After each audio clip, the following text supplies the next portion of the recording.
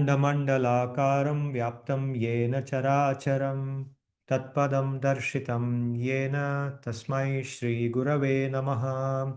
Sakshadharitvena samasta shastrairuktastatha bhavyata eva sadbhihi किन्तु प्रभोर्यः प्रिय एव तस्य वन्दे गुरो श्रीचरणारविन्दं यस्य प्रसादात् भगवत्प्रसादो यस्याप्रसादान्न गति कुतोऽपि ध्यायन् स्तुवंस्तस्य यशस्त्रिसन्ध्यं वन्दे गुरो श्रीचरणारविन्दम् नारायणं नमस्कृत्य नरं चैव नरोत्तमं देवीं सरस्वतीं व्यासं ततो जयमुदीरयेत्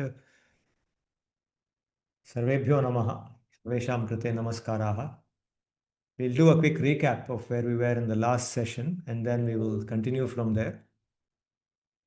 In the last session, we heard that Kamsa, when he tries to kill the baby girl in Devaki's arms, she escapes from his hand because she is not an ordinary human child. She's actually Yogamaya herself. And she goes in the air.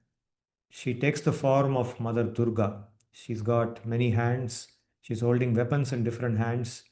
And in great anger, she scolds or rebukes Kamsa and she tells him that you are a fool. You're trying to kill ordinary children for no use. So the person who is going to kill you is actually born elsewhere. So there's no point in trying to kill these innocent children and trying to kill me. So she tells him that, scolds him, and then she vanishes. Subsequently, Kamsa becomes very repentant. He begs pardon from Devaki Vasudeva, eventually releases them, and he promises to end his wicked ways. But the very next day, next morning, when he meets his ministers, they tell him something else. They promise him that he has their support. They condemn the Devas, they condemn Vishnu, and they tell him that he should not get carried away by the moment. He should think more wisely. According to them, wiseness means to try to kill Vishnu in some way or the other. So, how do we kill Vishnu? We should first kill all the things which feed him. And for Vishnu, everything comes from the Devas, according to them. So, if you kill the Brahmanas, the Rishis, then the Devas will starve because they won't get their offerings. And then the Devas will die and they will not be able to make offerings to Vishnu, and that way Vishnu also will be eliminated. So, this is their plan, and they advise him, and he gets inspired by that. Okay, because there is inherent wickedness. When there is inherent wickedness, even if that person wants to change, when somebody gives some bad advice, immediately catches fire. Immediately, that bad advice seems to be good advice to such a person. So Kamsa goes in that direction. And as a result, what does he do? He orders killing all the babies born over the past 10 days and stopping all the activities related to the Devas and to Vishnu and so on. And his people start carrying that out. Okay, what happens after that? That's where we continue from. We go into now chapter 5, and then we will do also chapter 6 today of the Dashama Skandha of Srimad Bhagavatam. So here in Gokula, Vasudeva has come and placed baby Krishna. So when Nanda and Yashoda and others get up in the morning, they find a male child there. They don't know the gender of the child which was born, so they're just not aware that they actually had a girl child in their house and that was taken away by Vasudeva. They have absolutely no idea. They think that that boy child, Krishna, who is there now, has been born to them, has been born to Mother Yashoda. So Nanda is very, very happy, and in that great happiness, he performs what is called as the Jata Karma Samskara. He performs Jata Karma Samskara on that child. Jata Karma is the second of the 16 samskaras that are prescribed for in the Varnashrama system for the Dvijas. So it's a Varnashrama has four Varnas, the Brahmana, Kshatriya, Vaishya and Shudra. Of these, the three Varnas, they are called Dvijas. Dvijas means they undergo different types of samskara. In particular, the word Dvija comes from the Upanayana samskara, one of the 16 samskaras. Upanayana is considered to be like a second birth of the person because it's given by the Guru. And he's then born as a child of the Guru. And so that's a second birth. So the first three Varnas, Brahmana, Kshatriya and Vaishya, they get Upanayana samskara. Only the fourth Varna, the Shudras, don't have Upanayana samskara.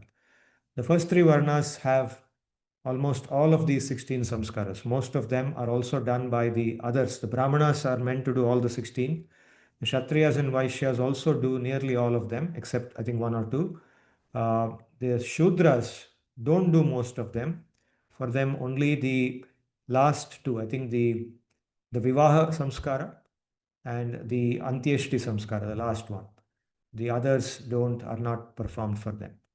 But the others, the first three Varnas, they go through from Garbhadhana Samskara, which is the first one that is done before the child is born, at the time of conception.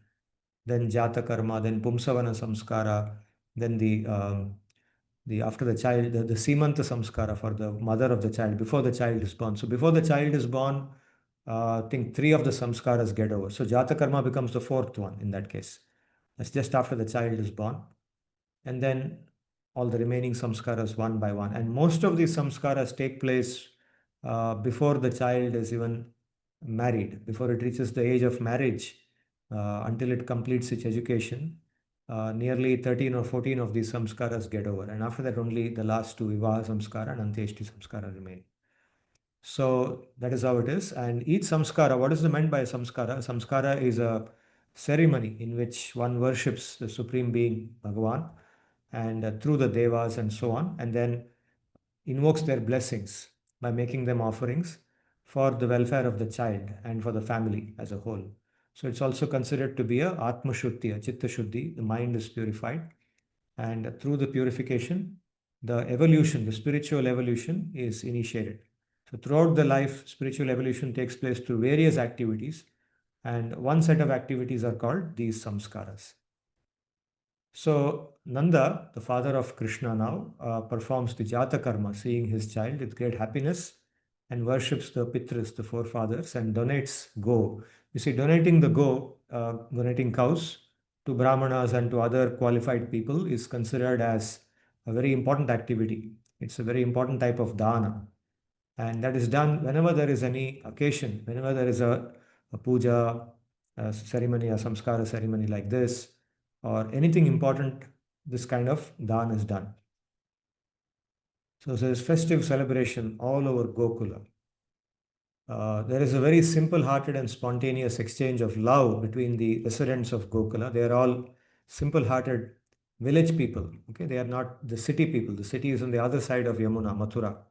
But here in Gokul, there is complete village life. They are all villagers. They're taking care of the cows and the other animals which live with them, and they take the cows for grazing. They do farming, and so on. They live a very happy life. So Nanda generously gives gifts. The residents of Vraja, they come to see him. They come to see the child. They all come with their offerings. They're all so happy that Nanda, their king, has got a baby now after so many years. So they come with so many gifts. And Rohini, the mother of Balaram, who's also a wife. Rohini is also a wife of Vasudeva. But because of Kamsa, she has been sent now to Gokula. All the other wives of Vasudeva also are in different places in Vraja. They are all hiding in different places. Rohini is staying in the house of Nanda along with Yashoda. So she's got Balaram. Balaram is born to her. He is the son of Vasudeva. So they are now, she's also there, and she's very active in hosting the guests. So this is a description Vyasdevji gives about how they celebrated, and this is one scene there. It's a beautiful scene. It says, Gopaha parasparam hrishtaha dadikshira ghritam bhubihi asinchanto vilimpanto navanitaischa chikshipuhu. So the Gopas, the men, they parasparam means mutually so much happy that they threw, dadhi means curd, kshira milk, grita ghee, ambu is water, and navanita. Navanita means butter. So all these milk-based elements along with water, asinchantaha, sprinkling, they sprinkled or they showered on each other, and they smeared each other's body with things like butter, ghee, and so on in the happiness. Okay, this is how they celebrated. You see, those times when the cow is the most important member of the family. Among all the other members, the cow is also a member of the family, and she is worshipped.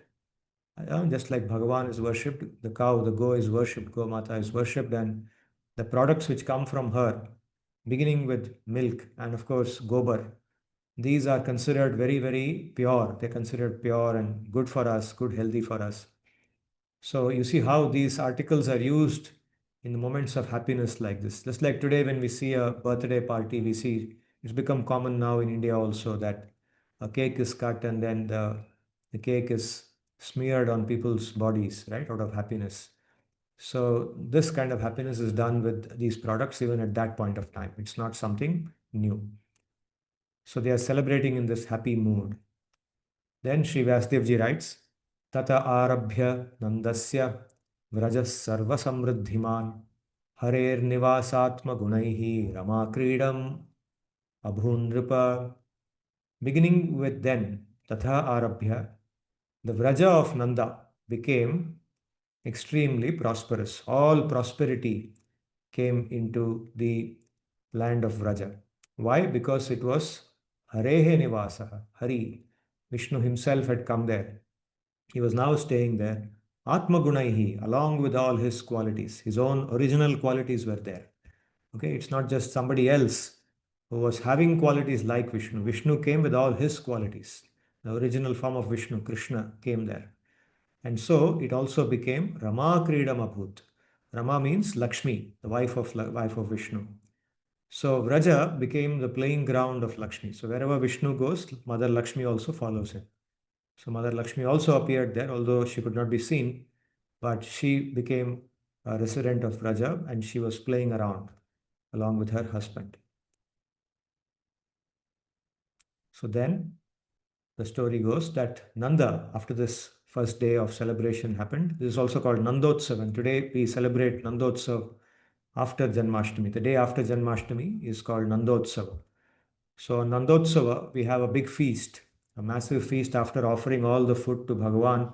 Bhagavan has appeared in the midnight, right? That's not the time that people normally have a feast. So that whole day we do upavas. On the day of Janmashtami, we fast.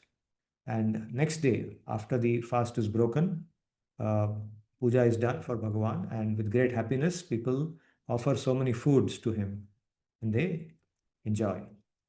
So after this is over, what happens in the story? Nanda visits Mathura. From Gokul, he goes to Mathura to pay his annual tax to Kamsa. Kamsa is the emperor of that region. So Nanda is a king in this place, Gokula. And Nanda and Vasudeva actually are second cousins. So Vasudeva and Nanda are children of the sons of a king by name Devamidha. Devamidha was a king in the Yadu dynasty, and his sons, he had many sons. Of two of them were Shurasena and Parjanya. Shurasena's son was Vasudeva, Parjanya's son is Nanda. So Nanda and Vasudeva are second cousins of each other. So they are very close to each other. There's a very deep and loving bond between them, and that's also evident in the fact that Vasudeva sends his wife Rohini to stay with Nanda.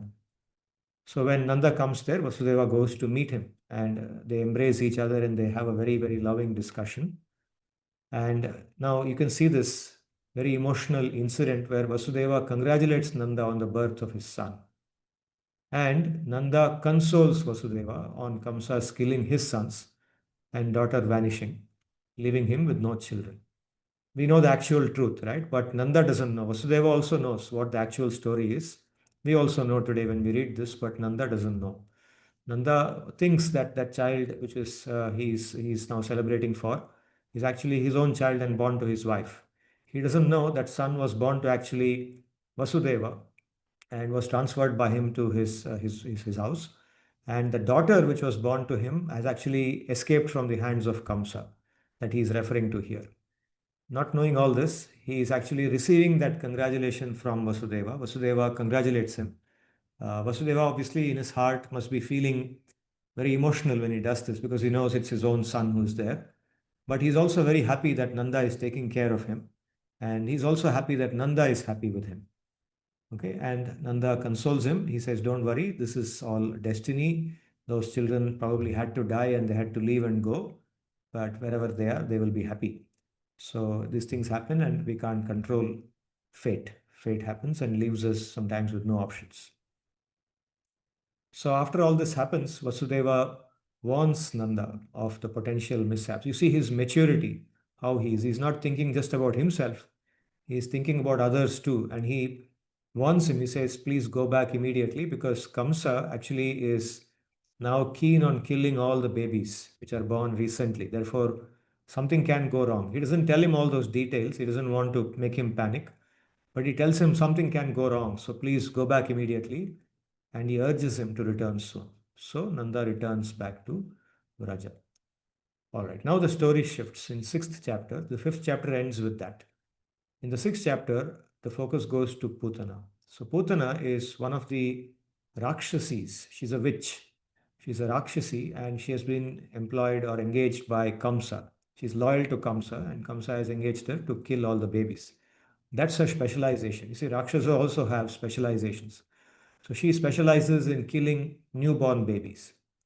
So he sends her around because that's now what his ministers have told him, kill all the babies born in the last 10 days. So she goes around killing all the small babies which are born. And this is a shloka that Sri Vyasadeva ji writes in the third chapter. She says, Nayatra Shavanadini Rakshoghnani Swakarmasu Kurvanti Satvatam Bhartuhu Yatu Dhanyas Chatatrahi. He says, Yatudhani. Yatudhani means a witch or a Rakshasi. That word is used here. Instead of directly using the word Rakshasi, he says Yatudhani, a female Rakshasa or Rakshasi, a witch. Such a witch will be present only in a place where, or she can go only to a place where the songs of Hari or the praises of Hari or the narratives of Hari, who is also referred to here as Satvatampati.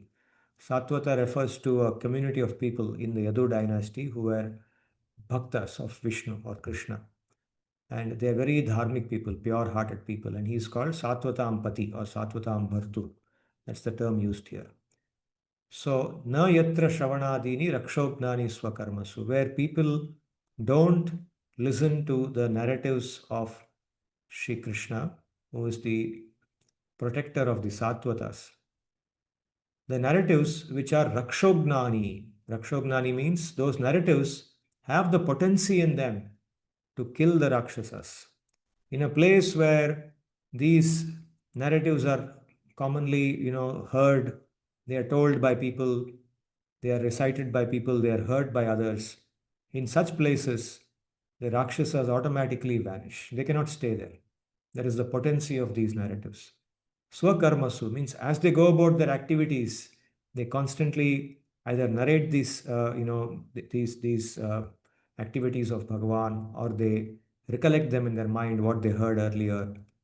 So in those places, these Yatudhanis will not exist. But where those things don't happen, where these narratives are condemned, where these narratives don't exist, then these Yatudhanis go there. That's what this shloka says. So Rakshasis go to such places. And here now, Putana is trying to enter a place where the narratives of Sri Krishna are commonly done. That is Vraja. So what happens to her? Does she succeed in what she wants to do? All right, let's hear that. So she enters Gokula and she enters in the form of a very beautiful woman. You see, obviously, if she enters like a Rakshasi, everybody will recognize and they will try to prevent her. So she doesn't want that. So she takes the form. She's got the mystic power to change her appearance. So she becomes like a very beautiful woman. Okay, now, obviously, I'm sure many of you, this would have crossed your mind when you hear this. And this corresponds to the narrative of how Shurpanaka in Ramayana approaches Sri Rama. Shurpanaka, she becomes attracted to Rama, Rama's features, his handsomeness, and looking at him, she wants to, befriend him. And, you can say in today's language, she wants to have a date with him and she wants to roam around with him. So she approaches him. Obviously, she can't approach him like a Rakshasi, that's what she is. So she approaches him as a very beautiful woman. She takes that form and she approaches him. And then we know what happened. Rama obviously says that I'm already married and I can't have anything to do with you. And then she tries to attack Mother Sita, and immediately Lakshmana, who is there, cuts off her nose and ear and so on. And she then takes on her real form. So, what happens to Putana? Let's hear that.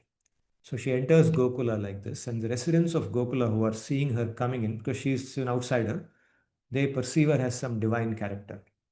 And they interpret that now that we have got a very beautiful child, naturally maybe the divine characters have come to see, Mother Lakshmi herself has come to see our character, our child. So even Yashoda and Rohini, who are in the house, they do not stop her as she enters their house. She just walks into the house. And normally, if it is one stranger coming in, anybody would ask, can you tell us who you are or what you're doing? But nobody even asks her that. She just enters the house. So what does she do? She goes straight to the room where baby Krishna is lying, and she comes face to face with baby Krishna. Then what happens? Looking at her, baby Krishna instantly closes his eyes. The first reaction that he does is he closes his eyes. And in the Shastra, there are multiple interpretations of this, why he closes his eyes. So, first obvious interpretation is that he knew that this is a Rakshasi who has come and he doesn't want to see her. She's full of papa karma.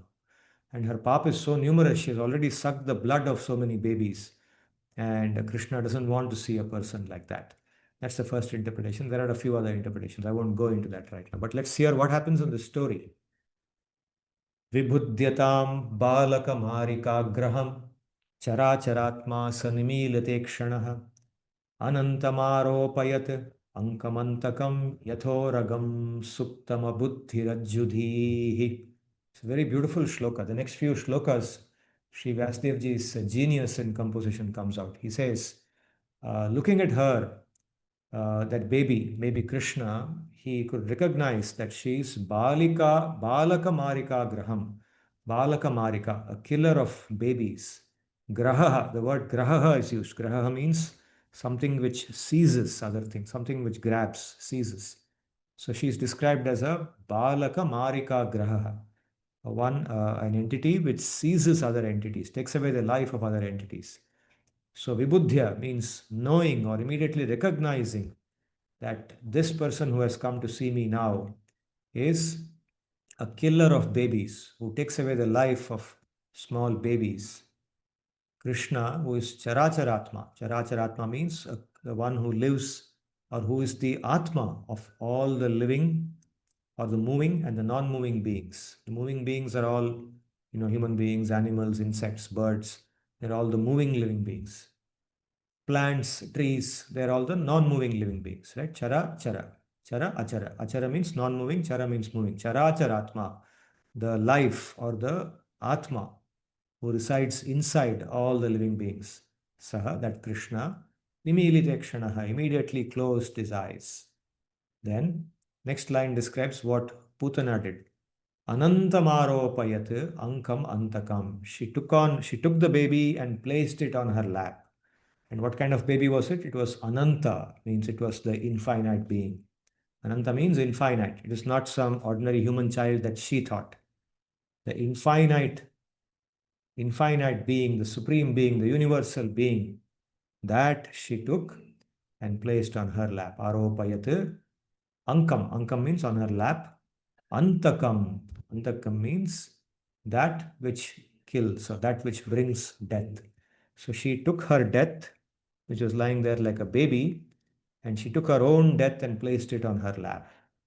Just like Yathoragam, the simile or analogy used here by Vyasdevji, Yathoragam Suktam Abuddhirajjudihi. Just like a person, an ignorant person, if he is going, let's say, in the darkness, somebody is walking in the darkness and he's looking for a rope. And then he sees something and then he says, I got my rope. He picks it up. And then he moves forward with it and suddenly it bites him because it was not a rope actually, it was a venomous snake. It looked like a rope in the darkness. So abuddhi means he didn't have the buddhi. He lacked the buddhi to realize it's actually not a rope, it's actually a snake. So it was a sleeping snake, suptam. Suptam means it was sleeping. It was like in a motionless state. So you could not make out it's a snake. If it was moving, anybody can make out it's a snake. But because it was sleeping and lying stationary, it looked like a rope, just harmless rope. And he picked it up. So just like a person without proper cognition or proper awareness is just picks up a rope and keeps it in his hands, and then that rope turns out to be a snake. That's what happened. She thought it was an ordinary baby, but it was actually her own death. She picked up that death and kept it on her lap. Then what happened? Tam tikshna ativamacheshtitam vikshantara kosha parichhadasivat varastriyam tat prabhaya cha dharshite nirikshamane janani hyatishtatam. So here describes Putana. When she entered the house, the second line describes what happened when she entered the house. Varastriyam tat prabhaya cha dharshite nirikshamane janani hyatishtatam. The two mothers of Krishna, that is Yashoda and Rohini, both are considered as mothers of Krishna and of Balaram also, because they are living in the same house. And Rohini, after all, is the wife of Vasudeva, who is the father of Krishna. So these two mothers, they stood stationary when they watched Putana coming inside. Okay, whatever I described earlier is now put here by Sri Vasudev ji. Varastriyam, she was a very, what do you call, a beautiful, a very divine looking woman. She's a Varastri, not an ordinary woman. And Tatprabhaya, by her ojas, by the appearance, when you look at somebody, he's so radiant. The person looks so pleasing. So, there's so much ojas coming from that person that, you just stand and get mesmerized. So they were mesmerized by Putana's appearance. They thought she's a divine goddess coming to our house. And looking at her, because after all, in the village, nobody dresses like that. They're all village women, they're dressed in village clothes, and they're dressed in very simple, ordinary appearance, they're taking care of cows. So suddenly looking somebody with beautiful sari and, nice appearance and good jewelry and holding a lotus flower and this and that coming in, obviously you get mesmerized. So they stood still. But who was she actually? So first line describes that Tam Tikshna Chitta, a person with a very, very sharp or shrewd or very piercing heart, a person with a very wicked heart, a wicked-hearted person. Tikshna Chittam, Ativama Cheshtitam, a person who does extremely wicked activities. Ativama. The word Vama actually has two meanings, two opposite meanings. The first meaning is very wicked. The other meaning is the opposite. Somebody who is very pleasing, very beautiful. Okay, so she was both actually. She looked very beautiful and the way she walked in was very beautiful. That's why they allowed her to go inside. So she was Vamacheshtita. But she was also very wicked. She is a person who has done the most wicked activities of killing the newborn babies. So this phrase actually is double meaning. It describes her in both ways. Vikshya antara kosha parichadasivat. So the wicked meaning comes here. Antara means although externally she appeared beautiful, inside her, what was she? She was just like a sword which is kept inside its, the sheath. A sword kept inside a sheath, okay, in which the sword is normally kept so that it doesn't harm anyone. Now, when it's kept inside the sheath, even if you touch the sheath, nothing will happen. But if you directly touch the sword, then you might get harmed, you might get injured. So she was like that. So she was as if her beauty covered her actual nature. So she was antara kosha. Kosha means the sheath or the covering, covered by parichada. Kosha covering, parichada, asi. Asi means a sword. Asivata. She was just like that. She was like a sharp sword kept inside a sheath. So that kind of a personality, extremely wicked but looking beautiful outside. It's also a lesson for us that sometimes people look very impressive outside. They look nice, they look beautiful, or even if they don't look beautiful, at least they conduct themselves in a manner that they appear to be of good character. So we get carried away by that. And this tells us that we shouldn't get carried away. We should you know, learn to interact with people in a way that we are conscious that something can be hidden in this person.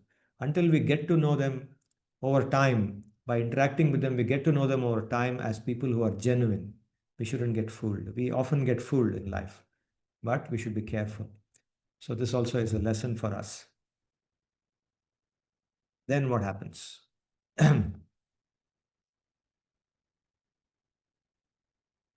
तस्मिन् स्तनं दुर्जरवीर्यमुल्बणं घोराङ्कमादाय शिशोर्ददावथ गाढं कराभ्यान् भगवान् प्रपीड्य तत् pranais samam rosha samanvito apibat.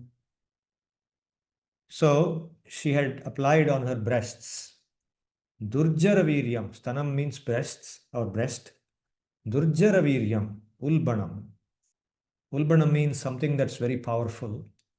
Durjarha means that which is difficult to digest, very difficult to digest, something that's cannot be digested.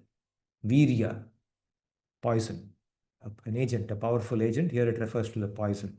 So she had applied on her nipples a kind of poison which is extremely difficult to digest and very powerful that it can kill a baby instantly. Okay, like the venom of a king cobra, you can say. Venom of a king cobra is so powerful that it can kill a grown up man within a few seconds. It's very powerful. So she had applied something like that. Ghora, she's referred to as Ghora, Ankam, on her lap, Adaya, Shishoho, Dadavata. So she kept the child on her lap or, holding it to her breast. She fed the nipple into the mouth of the baby.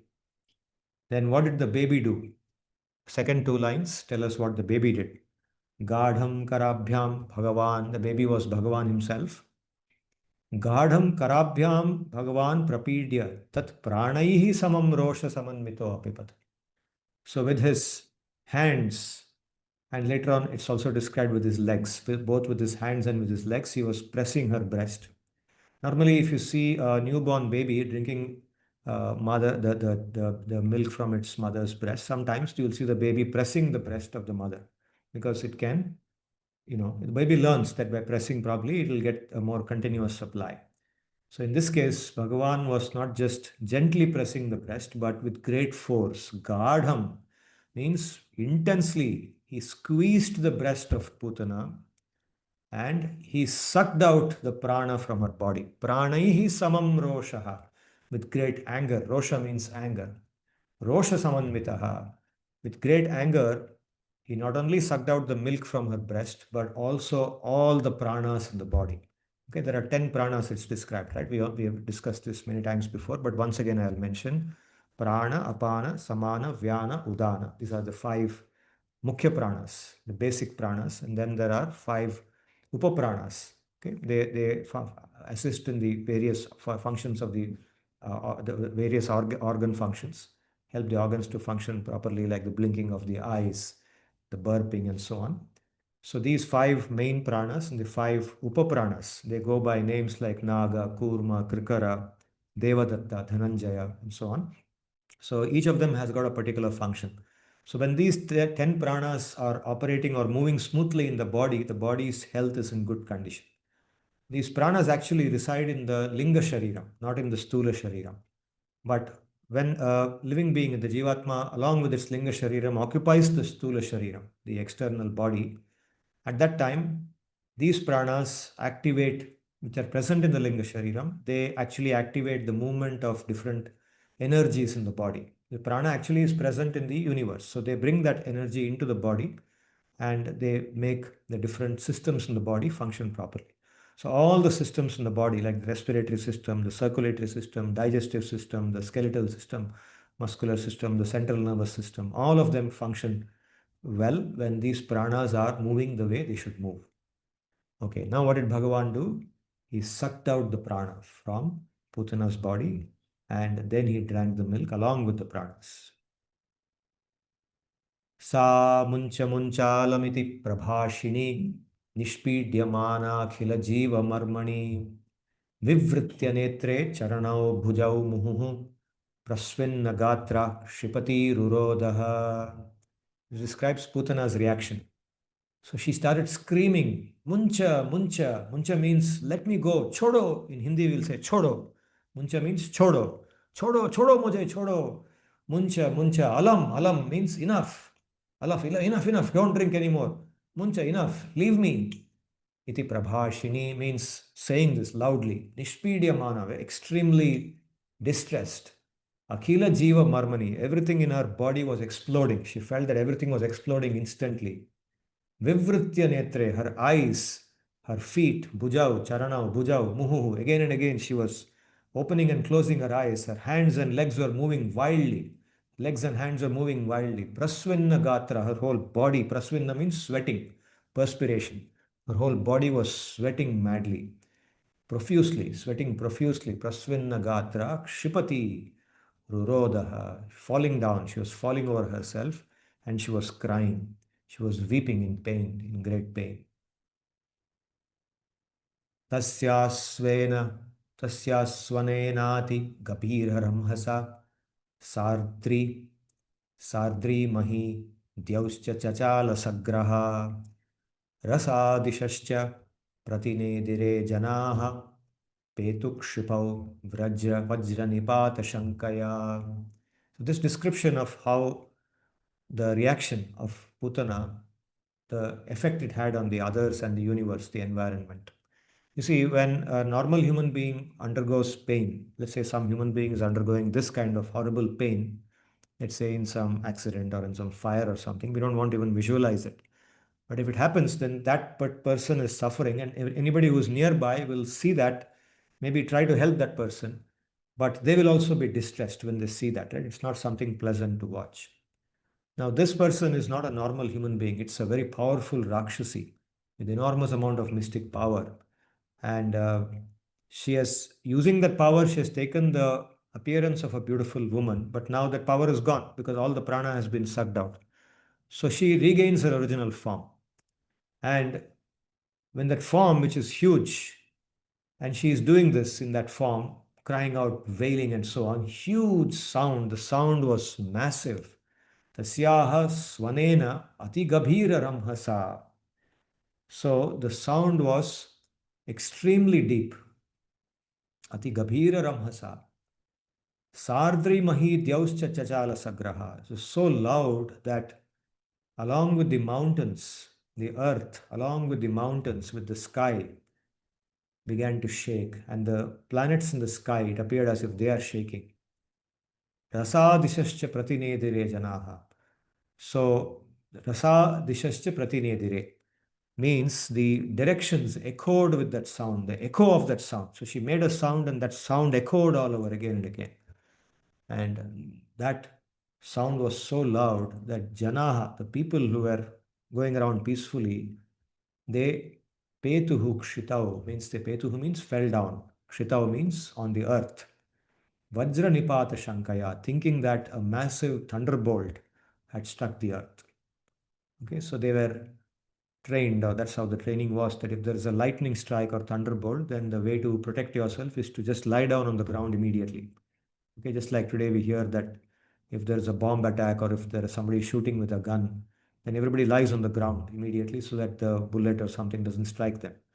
So it looks like this was a kind of a rule of thumb they had. If the thunderbolt is hitting the earth, if a lightning is going to strike the earth, then lie down on the ground. So people thought that a massive thunderbolt was coming and the lightning was striking the earth, and they all lay down on the ground. Petu hukshitau.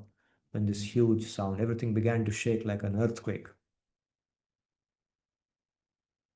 So Putana dies in this manner.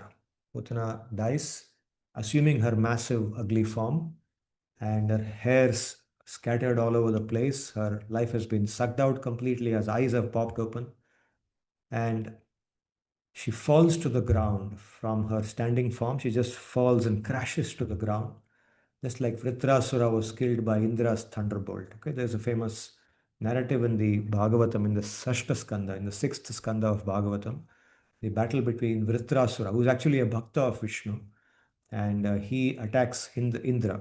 Okay, there's a whole story behind it. I won't go into all the details now. Maybe another time we can narrate this story. It's a very beautiful story. And Vritrasura eventually is subdued by Indra. Indra kills him with his thunderbolt after a very prolonged battle. And this described how he fell down to the ground. So Putana falls in a similar manner. And then the Vrajavasis, they see, after all this happened, they never expected something like this would happen there. And obviously, their first thought is not to find out what this is, but to know where is Krishna. Because they're always thinking about Krishna. And now, a small baby, the baby is under their protection, right? So, what would anyone think, especially the mother of the baby? The mother of the baby would first think of her own baby. So, they see baby Krishna playing on the playing on the body of that Rakshasi who has just fallen down. So as they are coming to terms with the fact that the woman who came here is actually a Rakshasi, they're also concerned about what happened to our baby, and then they see that their baby is just innocently playing, as if not knowing what happened. He's just playing on the child, on the body of that thing. So they quickly go there and recover him. They're so happy that nothing has happened to him. He could have easily, got hurt or maybe killed, but that didn't happen, and he's still alive and he's happily playing also. He's smiling. So they recover him swiftly from there, and they start chanting mantras. Those mantras are given in the sixth chapter. Sri Vasudevji described how they chanted so many auspicious mantras invoking the names of Vishnu. He said, "May Vishnu protect him." All the different names of Vishnu. May this form of Vishnu protect his eyes. May this form of Vishnu protect his nose. So for every part of his body, let there be protection from this form of Vishnu. And in this way, they chanted these mantras to protect him. So for them, it was not Bhagavan who was their child. He's Bhagavan for us, but for them, he's just their baby who is under their protection. It is their responsibility to protect him. They have no clue that he is Sri Vishnu himself. Putana, Lokabalagni, Rakshasi, Rudhirashana, Jigham Sayapi Haraye, Stanam Datvapa Sadgatim. So, what happened to Putana eventually? That's described in these last 4-5 shlokas of that chapter. Sri Vasudevji concludes the chapter with these shlokas. He says, Putana is Lokabalagni. So, she is a person who is devoted to killing the children of all the people. She's a Rakshasi and she's Rudirashana. She's fond or she eats. Her diet is blood. Rudirashana. She drinks the blood of the people, of the babies especially, like the mosquitoes. They drink the blood of all the people. They live on the blood of people or other animals. So she lives on the blood of babies. Jighamsayapi haraye stanam datva apa sadgatim. So she came and gave her breast. I offered her breast milk to Krishna with the intention to kill him. And despite doing that, she got sadgati. She attained sadgati. She got mukti. Kim punah shraddhaya bhaktya krishnaya paramatmane yachanna priyatamam kimnu raktastanmataro yatha. So even such a Rakshasi who came with the intention to kill Krishna, when she gave her breast to him with milk, she got mukti. What to speak of the bhaktas who with great shraddha, they offer their service to him. They do different kinds of activities of service. What will they get? Right? What to speak of them? Even she got. This is Krishna's kindness. So he repeats this in the next two shlokas. He says, Padbhyam bhakta hridistabhyam vandyabhyam lokavanditaihi angam yasya samakramya bhagavanapi tatstanam yatu dhanyapi sa swargam avapa janani gatim krishna bhukta kshiraha kimu gavo nu mataraha. So this Bhagavan, he with his two lotus-like feet, which actually are always in the hearts of the bhaktas. These feet are the objects of the meditation. Means the bhaktas always think of the feet of Bhagavan. And with these two feet, which actually are worshipped by Lokavanditaihi, by those personalities whom the human beings worship. Whom do they worship? They worship Brahma, Shiva, Indra, and all the other devas. The great devas whom the normal human beings worship. Those devas, they meditate on these feet of Vishnu, Krishna. And with these feet, Sri Bhagavan, he pressed the breasts of this Putana. Such a Putana, despite being a Rakshasi, Yatudhani, sa Swargamavapa. And she got the status of a mother because she came and did the activity that a mother does of offering her milk. So this is called Ahetuki Kripa, Bhagavan's Kripa. So even such a Rakshasi got. Then what to speak of those? Krishna Bhukta Kshiraha. What to speak of the others whose actual milk Krishna drinks? Like for example, Yashoda, Rohini and the other gopis who feed him their milk. And similarly, all the cows eagerly come and feed Krishna milk. Krishna drinks the milk of those cows directly, right? He doesn't wait for his mother to milk the cow and give it to him in a glass, like we wait. He directly goes and drinks the milk of those cows. So, what to speak of them? Even this Rakshasi got that kind of status. She was given mukti. She went and attained mukti and she got such an elevated status. She was freed from all her material suffering, all the pap. Not only pap, but even the desire to commit punya in the future. She got mukti. So, what to speak of all these mothers in Braja? What will they get? They will obviously get something much higher. And what is that? It's in the last concluding shloka. He says, Ya etat putana moksham Krishnasyarbhakam adbhutam shrunuyat shraddhaya martyo govinde labhate ratim. So even one who hears this, forget about those mothers, but even one who hears this absolutely fascinating story, Adbhutam Krishnasya Arbhakam, this small baby's story, which is absolutely fascinating with great Shraddha, such a person will develop bhakti unto Krishna, prema bhakti.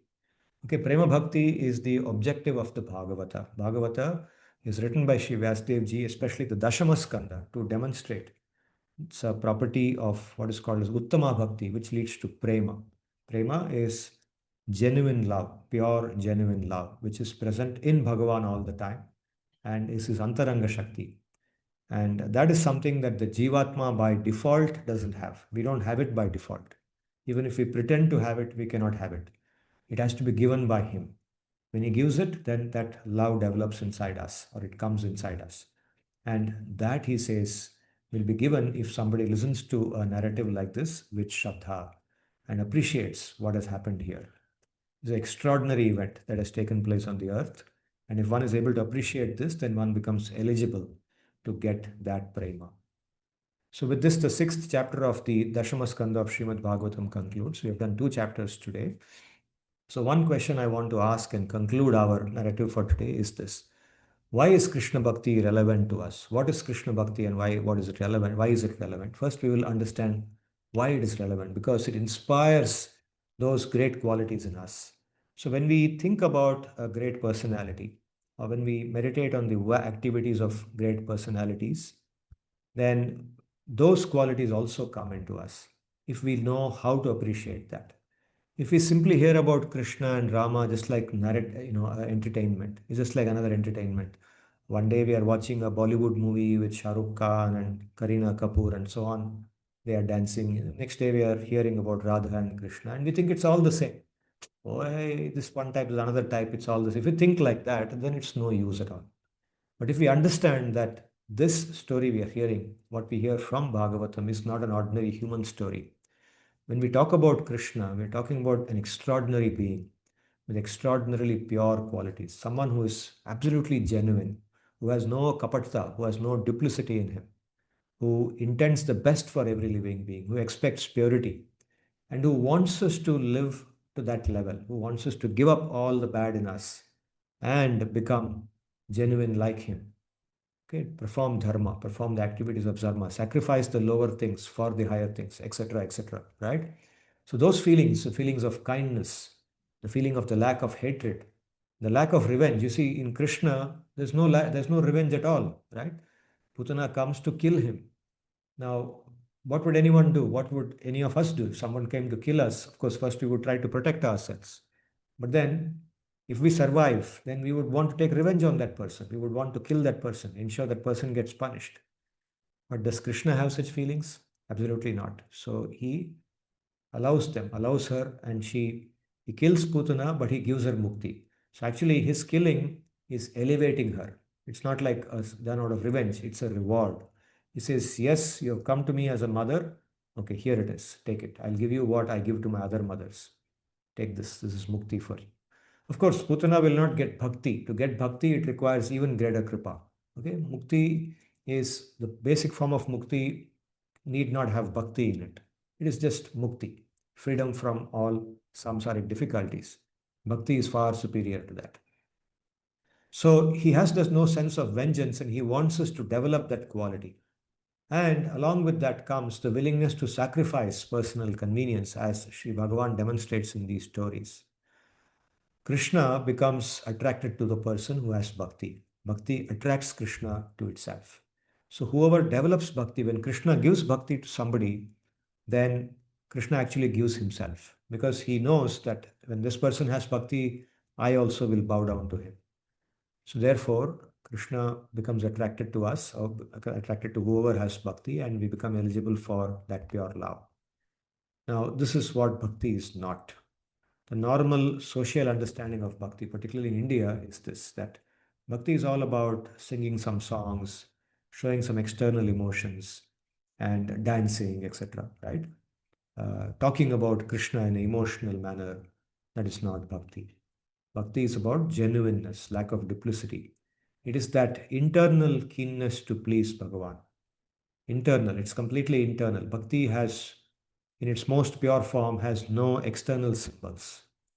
It doesn't like, it's not like somebody has a big naam or tilak on his body and then wears a particular kind of dress and appears like a sadhu and speaks like a sadhu.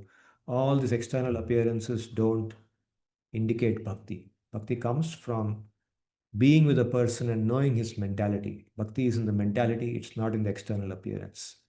And the mentality should be a mentality of pure genuineness, lack of duplicity. That is where bhakti lies. Along with it is that eagerness, Krishnanushilanam, anukulata, ekata, towards Krishna. So, this keenness or eagerness to please Krishna by doing what is pleasing to him. उनको क्या अच्छा लगता है, भगवान को क्या अच्छा लगता है, मैं वही करना चाहता हूँ. That tendency or that thinking is the core of bhakti. And all the activities which flow from that thinking is bhakti. That person may never be seen singing songs or never be seen in any way doing anything that's connected to Krishna externally. But internally, if the person has this mentality and goes about doing all normal activities of life with that mentality, then that person is a real bhakta. So, with these words, I will stop and I want to hear your comments too. Please share with me your thoughts, and also if you have any questions, please present your questions. I will now unmute you so you can speak. Please give me a moment.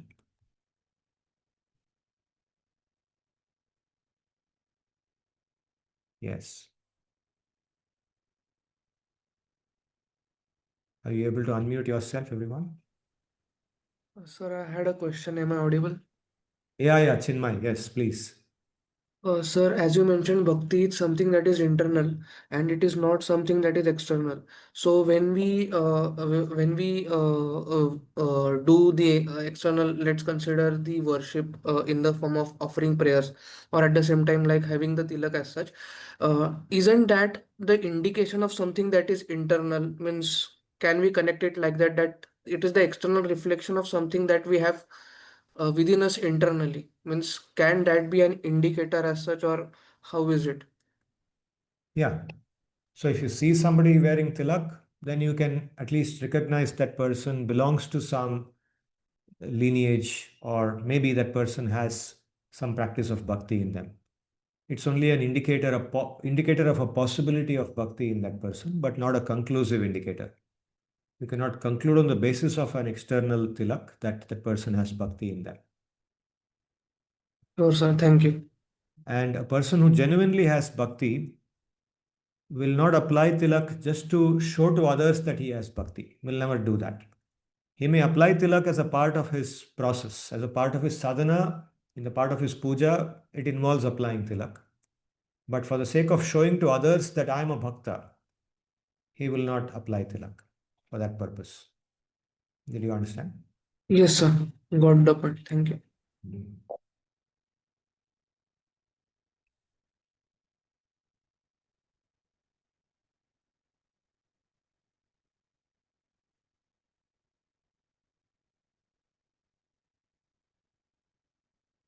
So, as we talk about bhakti, when we should realize that bhakti is not something that is to be done apart from our normal activities. If you see the people of Raja, Yashoda, Nanda, the gopis, gopas, and the small children, all of them are Shuddha Bhaktas. That is why they have the opportunity. That's why Krishna takes birth among them and he plays with them. They are considered as Nitya Bhaktas. So they are always with him. And when he comes and shows or he manifests himself in front of us, he brings them with him. And he still remains among them. So the people in Raja, their bhakti is so pure that in order to be most natural with them, he removes their understanding, or he masks the understanding that he is Bhagavan. To them, he is not Bhagavan.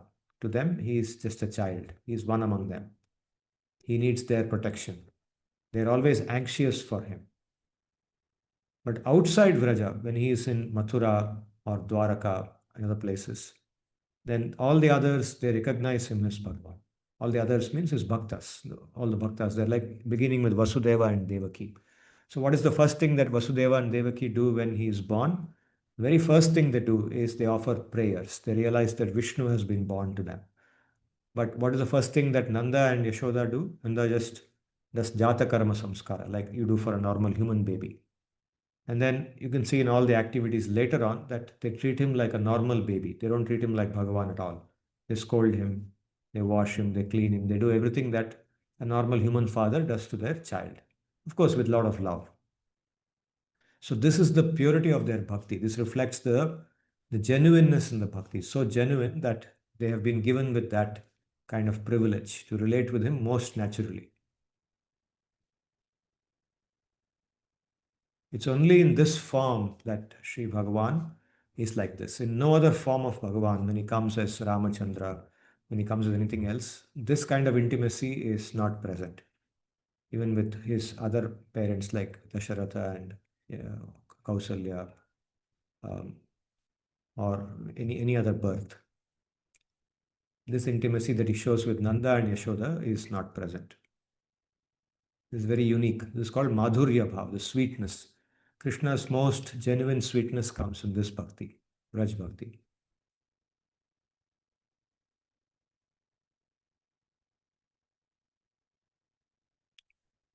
So the people of Vraja, they do all the normal activities, just like we have activities. And very often this question is asked that I should keep a separate time for bhakti, a separate time for my profession. No, we do all our activities as bhakti, adopting the qualities that a bhakta has in the mind. I should live those qualities in my life. I should be genuine. I should not cheat anyone. I should be kind to others. Of course, I should be careful that people don't exploit my kindness and so on. That is part of living in this world, right? When Rakshasis come, Rakshasis must be treated like Rakshasis. They should not be treated like, okay, I'm a bhakta, so therefore you can do whatever you want with me. So that is not there. Intelligence is intelligence.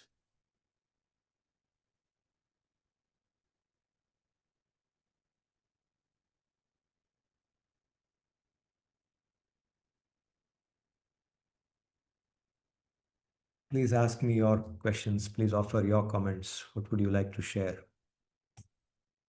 You can share your understanding.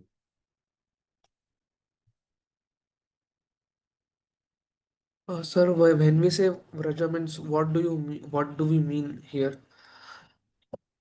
When we say, pardon me, Uh, the Vraja means the Vraja that you are talking about. What do we mean here by Vraja? Vraja physically means that region, Mathura, north of Mathura, Vrindavan, what is today called Vrindavan. The geographical region is called Vraja today. When I say Okay. Vraj Bhakti, I mean the bhakti that the people who were in Vraja at that time, the bhakti that they had, Nanda, Yashoda, the gopas, the cows. So they occupied that region of Vraja, what is today called Vraja, and also called Vraja at that time. Uh, the bhakti that they had, it's also referred to in the Shastra as Ragatmika Bhakti. Ragatmika means it's based on most natural liking, what Krishna likes. I like what Krishna likes. That there's no consideration of he is God, he should be treated with respect. That thinking is not there.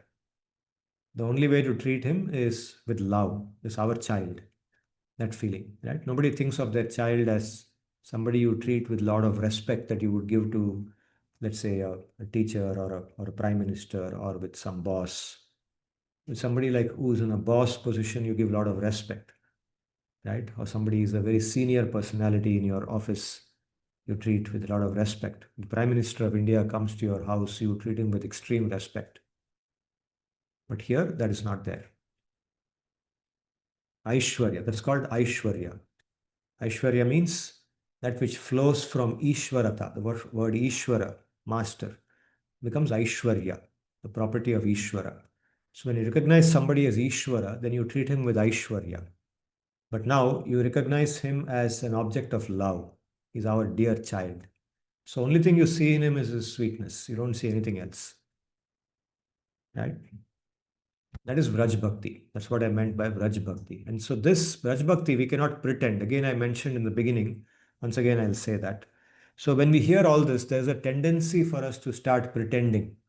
We'll go in front of Krishna now and start talking to him like the way Yashoda speaks to him. No, that is wrong.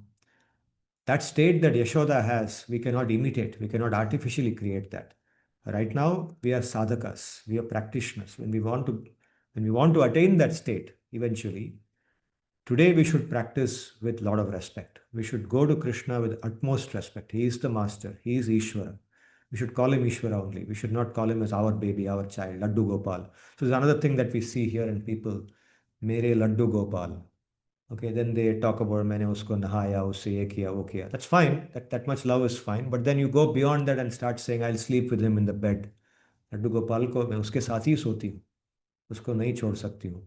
This is going a little overboard. That is something we should not do. Right? We should not think we have become Mother Yashoda just because we heard about Yashoda's behavior here. We haven't become that. We are just servants, and we keep ourselves as a the way to conceptualize ourselves is as a small particle of dust at the feet of Krishna. That is bhakti. That is sadhana bhakti. Mama janmani janmani ishware bhavatat bhakti rahituki ayai nanda tanuja kinkaram patitam ma vishame bhavam budhav. Kripaya tava pada pankajastita dhuli sadrisham vichintaya. Please think of me as a small particle of dust on your lotus-like feet. So that is how we think of ourselves as servants of Krishna, servants of the servants of the servants of Krishna. So I've clarified both how Vraj Bhakti is, and when we want to attain Vraj Bhakti, the position we adopt in the beginning is this. And gradually over time, when our heart is purified, when Sri Bhagavan himself gives us more realization about how we can connect with him, then it evolves to that over time. Thank you, sir. So those of you who are hearing this, please feel free to meet me in person.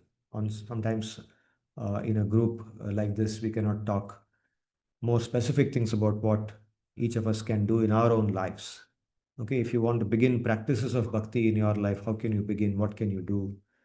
Let's discuss that, and then we'll see how to help each other make progress on this path.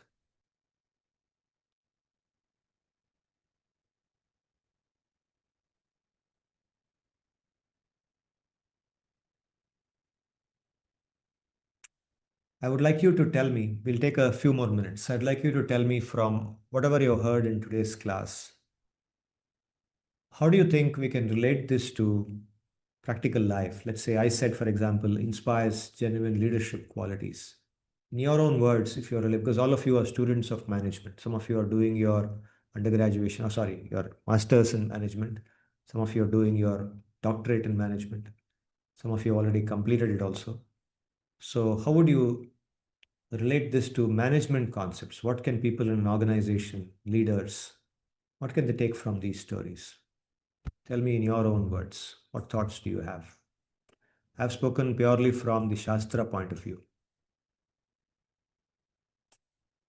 There's something can be taken for spiritual leadership, where a leader puts the needs of followers before his or her own needs. Okay, it's nice. Can you elaborate more on that? Uh, So, for example, when we talk about other forms of leadership, so they're more concerned, like they have bottom line mentality, and they're more concerns about the outcomes of the organization in terms of they do not give work life balance to their employees, and they are least concerned about their employees what exactly their employees want, what are their employees goals, and this kind of creates a lot of issues in terms of attrition rate when we talk about, and yeah, and also when we talk about sustainability, So, I feel that it has its own consequences in terms of sustainability, attrition rate. But when we talk about spiritual leadership, so I think spiritual leadership doesn't concern more on borderline mentality, but more on what the employees want and how he or she can align organizational values with employees' values. Nice. That's nice. So, what aspects of spiritual leadership? The literature that we read on spiritual leadership talks about certain properties of spiritual leaders.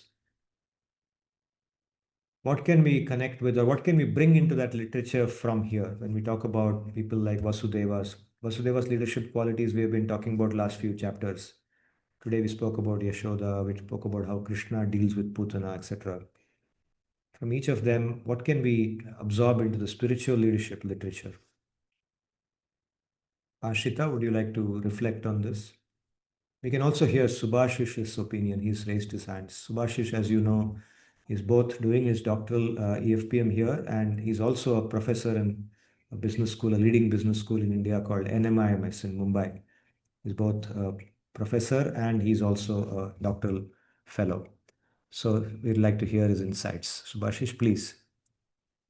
Sir, I could think of two things you mentioned that what could be the application. One is from the Putana part, if we think about it in terms of sometimes in business, in organizations, as leaders tend to get taken by something superficial because leaders are blessed with resources, capital, so on and so forth, which they should be using for the organization's benefits. Now, however, sometimes because they're managing a lot of stakeholders, in as well as employees and people, in some cases they may be taken by the superficiality of an initiative or the superficiality of a person as well. To that extent, the leaders should show effective discernment and ability to distinguish between the core and the outward appearances of certain things which may be detrimental to the organization. That is one application which I could think of, sir. The other is in terms of, sir, in terms of when we think about Krishna as a child and how the survival thing happened. Organizations also go through difficult situations and in their life cycles. If we look at the Grainer's life cycle model as a model where it goes through different stages of crisis and how resilience can be built in that so that they're able to transform such some of those threats and into opportunities in the long run. These are the two things that, sir, I could think of, sir. Nice.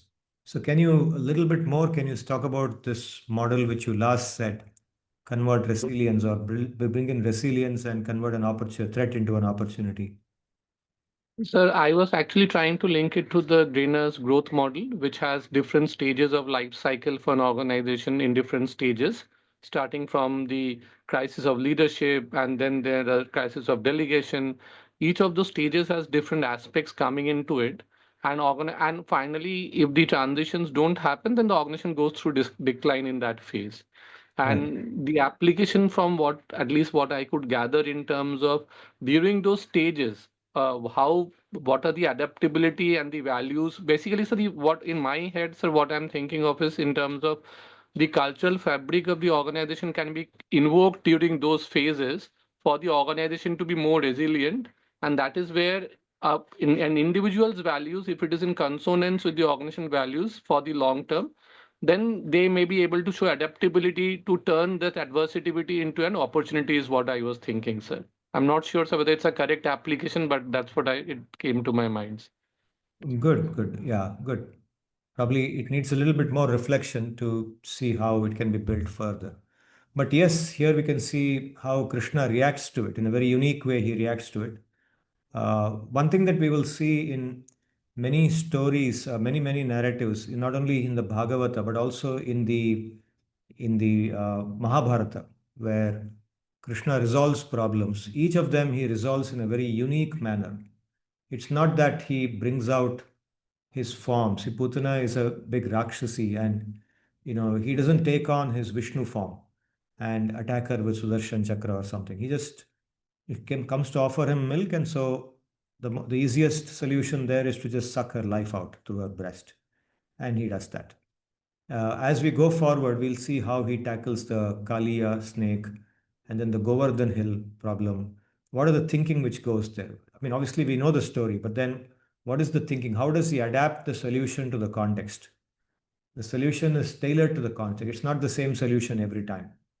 So that uniqueness is something that we can reflect upon as we go forward. So this property in a leader to be able to adapt and pull out a solution that is simple and applicable to that context, that is something that he demonstrates. Yeah, Chinmay, you raised your hand.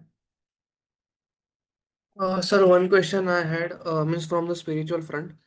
So, sir, getting mukti from Bhagavan as such means Putna got mukti. So, means uh, means there is another story also, means not from the Krishna context but from the Vishnu context, that Gajendra Moksha.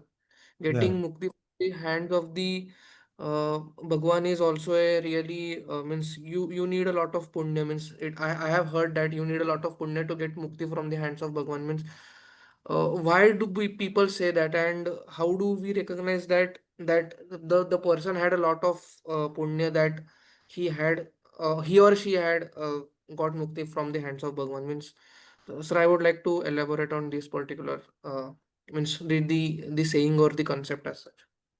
Yeah, it's actually people say that colloquially that he should have had a lot of punya, but actually Bhagavan giving mukti to anyone is very rare, and bhakti is even more rare. But even getting mukti from Bhagavan is not easy directly from the hands of Bhagavan. Ultimately, mukti, if somebody is trying for mukti, they have to somewhere or the other take the refuge or ashray of bhakti along any path which leads to mukti eventually, like beginning with karma yoga or jnana yoga, dhyana yoga, different forms of yoga. Ultimately, bhakti has to appear somewhere, and through that bhakti, one becomes eligible for mukti. The concept of mukti is based on the technical understanding of the three gunas of Prakriti. Mukti means what? Mukti means becoming free, becoming mukta from the hold of the three gunas, sattva, rajas, and tamas. These three gunas of Prakriti are holding us here in samsara. So becoming free from them. And how do you become free from them? The only way is to connect with Bhagavan. Because Bhagavan is beyond them. He is not controlled by them. Only by connecting with him, we are able to free ourselves from those three gunas. So how do you connect with him? The best way to connect with him and the most effective way is through bhakti. Bhakti means what? It means seva bhav, shuddha seva bhav. So now when somebody does bhakti, then Bhagavan will award him mukti when he thinks he deserves it. It is called kripa. It's through that kripa he gets mukti. Yeah, mukti, even mukti. Forget about bhakti. Bhakti is even beyond that. And that also is kripa of Bhagavan. Bhakti is superior to mukti. So people say that punya leads to punya is a completely different thing. The way in which we use the word punya in the Dharma Shastra is punya is activity done which is under the three gunas of Prakriti, the reward for that, a positive outcome. So when you do something very dharmic, which is in accordance with the dharma, then you earn that eligibility to get a better, state of existence in the future, or some reward in the future for the good that you have done. That is called punya. So merely by doing punya, one does not get mukti, because punya leads to further bondage, or it leads to further existence in the samsara. You continue to remain under the three gunas of Prakriti. So whatever I've described so far, is it too much, Chinmay, or you're able to make some sense out of it? So yes, I got some points. I would just like to rephrase it means in order to check whether I got it right or not. So Yes. essentially, we basically need bhakti to get mukti, Yes. and punya would not necessarily lead to mukti, Yes. because there may be the case that bhakti and punya means there may be an intersection, and but essentially it's the bhakti part of it which is leading to mukti and not the punya part of it. Exactly. Wonderful. You understood it. Very good. I can elaborate more as we go forward, or if you meet me in person, I can tell you the same thing in a more elaborate and more systematic manner. I told you a very brief reply now. But whole Bhagavad Gita distinguishes between normal punya and what you need to do to get mukti. So you'll see that normal punya, that what we use the word punya for, does not lead to mukti. That becomes clear when you read the Bhagavad-gita. Sure, sir. Thank you, sir. Yeah. Jayashree, you have something to say. You raised your hand earlier. Yes, I just wanted to share regarding what the story of Krishna tells us in terms of an organization. So, if we look at an organization uh, uh, as a being or as a town, so all the different elements or the entities in that organization are Krishna centered. So the goal is Krishna and their means is also Krishna. So if an organization is uh, designed or is run in such a way that all the human beings, right from the bottommost level to the topmost level, have a common goal or they are inspired towards a common goal, then the organization will naturally progress towards its betterment, its prosperity. Where the goal is towards profit or money making or those things. So I felt that we could, if we could look at these stories in that way, then it will inspire those leadership qualities. So the managers have to think about how to involve everybody, right from the chaparasi to the top level, uh, to a common goal. So we have seen, if you remember, in Udupi, we have seen some small organizations like a supermarket shop where we have seen their employees being with them for the last 15 years. So they have been with and we have hardly seen the owner. So we still wonder how those employees are still staying in the same shop, doing the same job. They are also happy.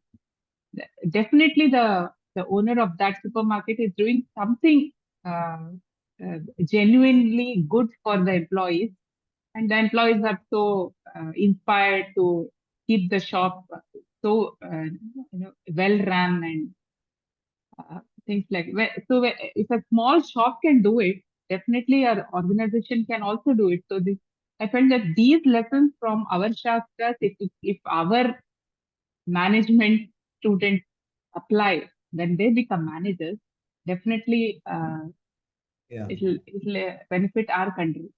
Yeah, definitely. Yeah. In fact, that's how these principles were in the Indian knowledge system. In Indian tradition, business was done like this when it was dominated by the knowledge that is there in our Shastra, the Indian knowledge system, what we call today as the Indian knowledge system. When that dominated the mentality of people, business was done with this mentality that there is a Bhagavan, and for Bhagavan we are doing. Everything is Bhagavan's service. So everything is seva of Bhagavan, and all the principles are towards that. And so we take a share of the business, whatever we get in the business, and the rest of the money, the profits that we make, are offered to him in the form of so many activities. One is his worship itself. But apart from his worship, also so many social welfare activities, giving dan to others, helping others who are in need. It's a big, huge aspect of Indian society. Huge aspect. Now, all that got disturbed when we got looted. In over 200 years, we got looted by the British, and everything got disturbed, and education system got replaced with a completely different system. And today's B schools are shaped by the Western capitalistic mentality, right? Not even by the socialistic mentality, which also came from the West. But the capitalistic mentality shapes our business schools because we are modeled on the American schools, the Harvard, the Yales, and all those schools. So because of that, today there is so much selfishness in business. But yes, the traditional Indian business was run in that way that you are saying. Swapnil, you have something to ask or say? Yes, sir. Pranam, sir. I just wanted to say about the earlier question you had asked, like what inspires from Krishna Bhakti to us individually. So for me, sir, I understand chanting the name and also trying to be as nishkapat as possible and less duplicitous as possible, being truthful to myself first will help me increase my spiritual leadership. And I think with the increase of my spiritual leadership, rest of the things will fall in place.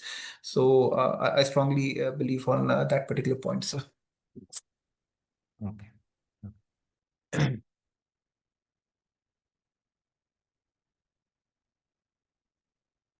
Thank you, everyone. I think as we go forward, we should more and more try to connect these lessons with our own life into the research that we are doing or the different activities that we do in our organizations. And that's how we can enrich ourselves in multiple ways. So by hearing by itself is very good because it purifies us, it makes us think of better thoughts, improving ourselves personally. But one level forward is to also think how do we influence the world around us when we learn these things, when we hear these narratives. So we'll do that as we go forward. And should I stop here now? Does anybody else want to say anything? Okay, we'll stop here. Please join me for the Antya Mangalam. Please chant the Hare Krishna mantra along with me. ॐ स्वस्ति प्रजाभ्यः परिपालयन्तां न्यायेन मार्गेण महीं महिषाः गोब्राह्मणेभ्यो शुभमस्तु नित्यं लोकाः समस्ताः सुखिनो भवन्तु हरे कृष्ण कृष्ण कृष्ण हरे हरे हरे राम राम राम हरे हरे हरे कृष्ण कृष्ण कृष्ण हरे हरे हरे राम राम राम हरे हरे हरे कृष्ण कृष्ण कृष्ण हरे हरे हरे राम राम हरे हरे धन्यवादाः नमस्काराः thank you